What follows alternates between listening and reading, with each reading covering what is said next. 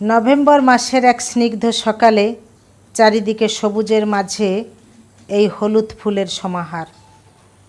এরা যেন প্রকৃতির হাতে আঁকা এক টুকরো নিখাত ক্যানভাস। এই নীরবতার মাঝেও লুকিয়ে আছে অনেক ধরনের সৌন্দর্য। দেখুন এই গাছটা কি সুন্দর, চারিদিকে ডালপালা ছড়িয়ে এত সুন্দর করে দিয়েছে, আর পাতার ফাঁকে আকাশ দেখা যাচ্ছে, যেন সত্যি কারো হাতে আঁকা একটা ছবি।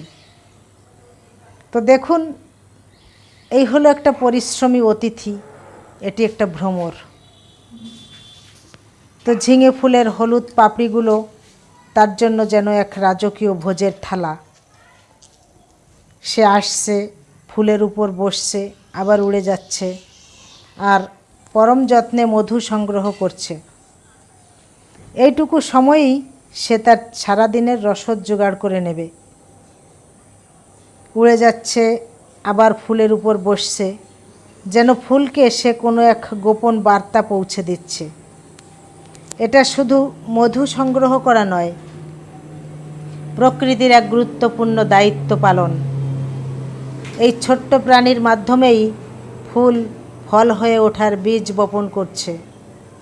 প্রকৃতির মধ্যেও কতটা সৌন্দর্য আর জীবন লুকিয়ে থাকে। প্রকৃতি কখনোই অলস নয়, সে সবসময় তার নিজস্ব ছন্দে ব্যস্ত। ঝিঙে ফুলের একটা বিশেষত্ব আছে, এদের পুরুষ ও স্ত্রী ফুল আলাদা হয়। পুরুষ ফুল সাধারণত গুচ্ছে ফোটে, আর স্ত্রী ফুলের ঠিক নিচে ছোট্ট ঝিঙের মতো একটা অংশ থাকে। ভ্রমর যখন বারবার এইভাবে ফুলে বসে, তখন সে অজান্তেই পরাগ সংযোগ করে। তো সুন্দর একটা দৃশ্য, সত্যি মন ভরে গেল।